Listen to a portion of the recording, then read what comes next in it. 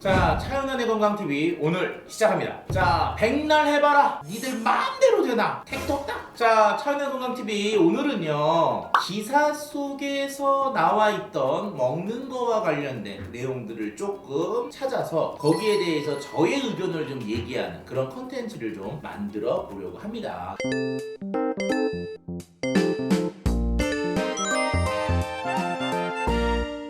그래서 첫 번째는 백날 해봐라 니들 맘대로 되나 택도 없다 이런 내용으로 시작을 하려고 하는데요. 자, 오늘 저의 눈에 들어왔던 기사는 한국 사람들을 공분하게 했던 내용이었어요. 바로 중국의 김치. 자, 우리가 알고 있는 2020년에 중국의 스촨성에서 파오차이를 등재하는 기준 등재하면서 김치의 원조가 중국이다라고 하는 기사가 나오게 됐고요. 이걸 보고 이제 우리나라 사람들은 뭔 소리야? 라고 하게 됩니다. 자, 이거를 보시면 실제로 이제 그 ISO라고 하는 거에서 발제를 한 걸 보면은 거기 빨간 줄로 지금 내용이 돼 있어요. 이거는 파오차이지 김치에게 접목될 순 없다라고 하는 그 빨간 줄을 보면서 그렇지, 파오차이와 김치는 좀 다르지? 라고 하는 그런 생각을 잠깐 했는데 역시 옆집은 말로 통하지가 않는 면이 좀 있습니다. 자, 이후에 기사를 좀 봤어요. 봤더니 어떤 일이 있느냐, 2021년에 유명한 유튜버가 자기의 그 유튜브에 김장을 하는 영상을 올렸어요. 지금 영상들을 보시면, 사진을 보시면 이게 완전히 그냥 김치 담그는 모습이잖아요. 자, 그런데 이 영상을 잘 보면은 굉장히 영상미가 있게 만들어졌고, 흔히 얘기하면 돈을 좀 발랐어요. 그럼 무슨 얘기냐? 아마 저 영상을 만들기 위해서 많은 돈을 썼고, 그리고 김치를 중국의 음식이라고 하는 것들을 놓고 보았을 때는 조직적으로 세력들이 들어가서 만들었고, 그것들은 없지 않아 김치를 중국 것이라고 얘기하는 그런 의지가 있지 않았을까라고 생각이 됐습니다. 그런데 또 하나가 떴어요. 바로 뭐냐 하면은 21년 1월 3일 날 장주인이라고 하는 유엔주재 중국 대사가 사진을 딱 보면 뭐예요? 김치 담궜어. 김치를 담궈 놓고, 중국 대사가 김치 담궈 놓고요, 뭐라 그랬냐, 주위 사람들한테 먹였더니 다 맛있다 그러더라. 이렇게 뭔가 좀 ISO 등재하면서 뭐 중국 거와 김치와 원조 막 이런 것들이 그냥 약간의 해프닝인 줄 알았는데 해프닝이 아니라 뭔가 조직적으로 김치를 중국 것이라고 하는 것에 대한 연속적인 움직임이 있다라는 것을 알 수가 있는 기사들이 이렇게 쪼로록 나열됐습니다. 한국의 김치에 대한 얘기들 살짝 해보면요, 실제로 한국은 김치가 원조라고 하는 것에 대해서 오래전부터 세계적으로 인정을 받고 있었는데, 첫 번째가 바로 뭐냐 하면은 코덱스라고 하는 식품 표준에 한국의 김치라고 하는 것이 2000년에 등재가 돼요. 이게 뭐냐? 옛날 분들은 압니다. 기무치와 김치 사건. 그때요.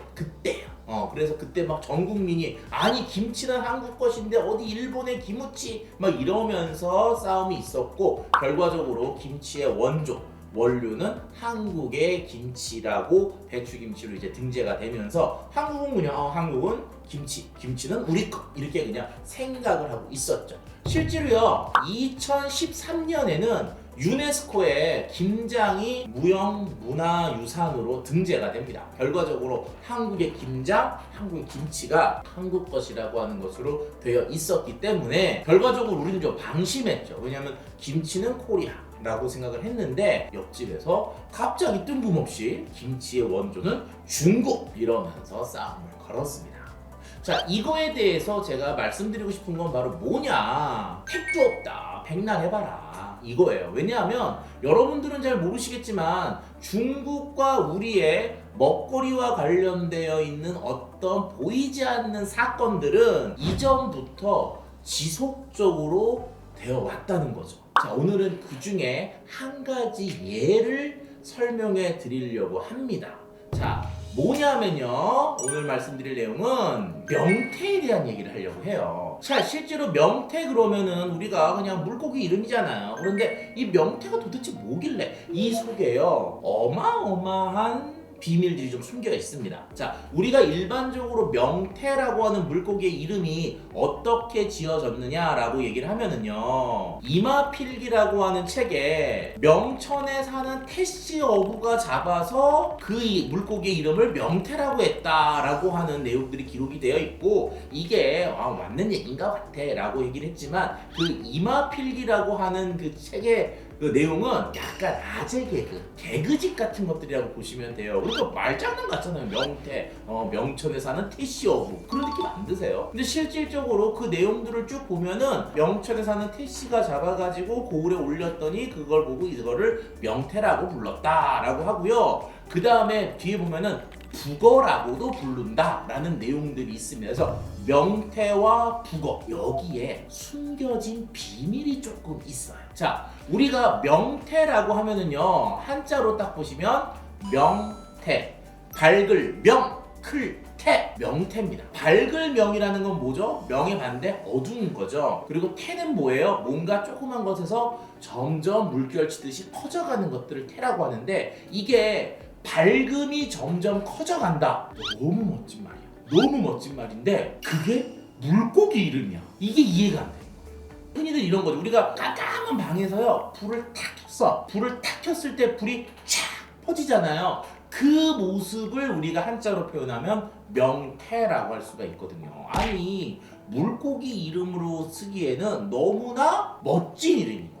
자, 물고기는 주로 어자나 치자 들어가는데 이 태자로 끝나는 물고기 별로 없어요. 자, 이 명태는 굉장히 특이한 이름을 갖고 있는 물고기인데, 이 명태는요, 중국과의 외교적인 문제를 일으켰을 거라고 생각이 들어요. 명태란 이름 때문에. 왜? 중국에서 중요한 역사적 인물의 이름이 있는데요, 그 사람의 이름은 바로 주원장입니다. 자, 주원장, 그러면 이게 우리가 일반적으로 무협지 같은 것들을 좋아하시는 분은 주원장이라는 사람의 이름을 들어보셨을 텐데, 이 사람이 누구냐? 바로 명나라를 세운 명태조예요. 그러니까 뭐예요? 명태입니다. 한자가 똑같아요. 그러니까 조선시대 때 중국은 누구였을까요? 명나라죠. 그러니까 명나라 입장에서는 명태라는 이름을 쓰지 말라는 외교적인 압박이 있었을 거라고 보고요. 그래서 우리나라의 공식적인 기록들을 보면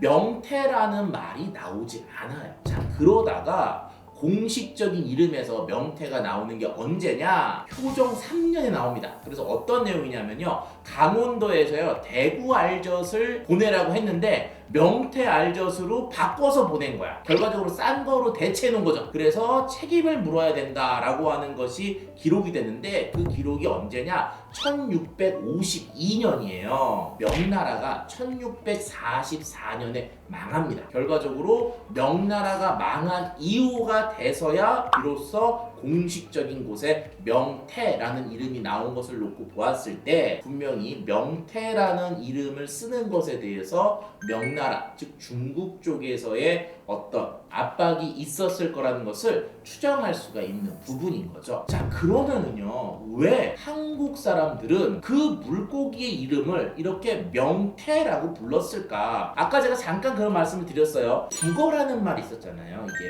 북쪽에서 온 물고기, 북쪽 물고기. 아마 이게 명태라는 이름을 사용하지 못했을 때 북어라는 이름으로 불렸을 거라고 유추가 됩니다. 근데 지금 북어는 좀 다른 개념이죠. 말린 걸 북어라고 하는데, 근데 그때는 이제 명태를 못 쓰게 자꾸 하니까 북어라는 이름으로 이걸 대체해서 부르다가, 이제 명나라가 망하고 나서 다시 떳떳하게 명태라는 이름을 갖고 오고 사람들이 쓰게 된 거죠. 자, 그러면 왜 한국 사람들은 명태를 명태라고 부르고 중국의 어떤 그 압박에서도 그 이름을 지속적으로 썼을까? 그건요, 고마워서. 누구에게? 명태에게. 자, 우리가 여기서 명태라는 것에 대한 왜 이름이 명태일까에 대해서 말씀을 드리면, 바로 옛날에요, 지금 어두울 때 뭐 킵니까? 전기불 켜잖아요. 그럼 옛날에는 뭘 켰어요? 호롱불 켰을 거 아니에요. 그러면은요, 옛날에 불을 켰을 때 호롱불을 뭐로 켰을까? 그러니까 흔히들 뭐 촛불 킨다 그러는데, 촛은요 엄청나게 비싸고 편리하지만 비쌌기 때문에 우리나라 조선시대 때도 뭐 양반이나 귀족들, 또 서양도 귀족들이나 쓸 수 있던 것들이 바로 이 초예요. 그러면 서민들은 그걸 잘 못 썼었고요. 특히 가로등 같은 거 있잖아요.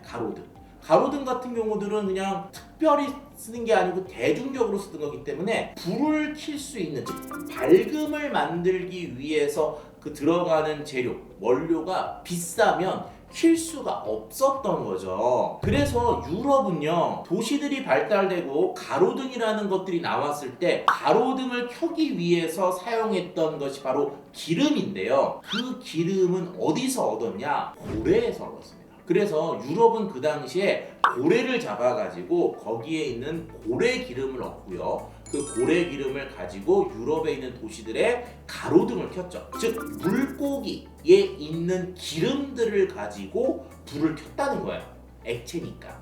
자, 그럼 우리나라도 불을 켰겠죠. 사극을 보면 호롱불 막 나와 있잖아요. 그때 그 호롱불에 사용됐던 재료가 뭐냐? 그게 바로 명태예요. 자, 명태를 그러면 어떻게 썼느냐? 명태를 잡잖아요. 그러면 명태에서 내장들을 다 뺍니다. 내장들을 다 빼면 그 내장에 있는 기름을 우려내서, 어떻게 우려냈느냐? 기록을 보면은요, 가마솥에다가 물을 끓여요. 그리고 명태 내장을 넣으면 익는 게 아니고요, 명태 내장에서 기름이 녹아 나와서 물 위에 뜨죠. 그러면 그 물 위에 뜬 명태 기름을 건져서 그 기름을 갖고 불을 밝혔다라는 기록들이 있습니다. 결과적으로 어둠을 막아주는, 깜깜한 어둠을 막아주는 그런 역할을 했던 게 바로 명태 내장 기름이었고, 그렇게 어둠을 물리쳐 주기 때문에 그 물고기의 이름을 명태라고 지었죠. 그리고 불을 피워줘서 어둠을 없애주는 그런 것들이 너무나 고마웠기 때문에 우리나라 선조들은 그 이름을 끝까지 사수하고 지켰다는 것으로 생각이 듭니다. 다른 건 몰라도요, 한국 사람들이 고마움에 대한 거 확실하게 보존하는 그런 성향도 있고요. 그 다음에 우리가 이거다 라고 생각하면 웬만해가지고 꺾이지 않는 그런 특성들이 있죠. 옆에서 지금 뭐 김치 원조에 대해서 자꾸 툭툭 치는데 명태를 봤을 때 아마 그런 것들이 안 통할 거예요. 택도 없죠. 그래서 오늘은 최근에 기사에 나왔던 옆집에서 자꾸 이상하게 김치를 자기 거라고 얘기하는 부분에 대한 얘기를 하면서 명태를 토대로 해서 택도 없다, 니들이 그렇게 해봐야 우리는 우리 거 놓치지 않는다 라고 하는 것을 말하고 싶으면서 이런 명태에 대한 얘기들을 여러분들에게 한번 해드렸습니다. 자, 이상 차연의 건강TV 명태 얘기가 재밌으셨으면 좋아요와 구독을 눌러주세요. 다음에 또 재밌는 얘기 해드릴게요.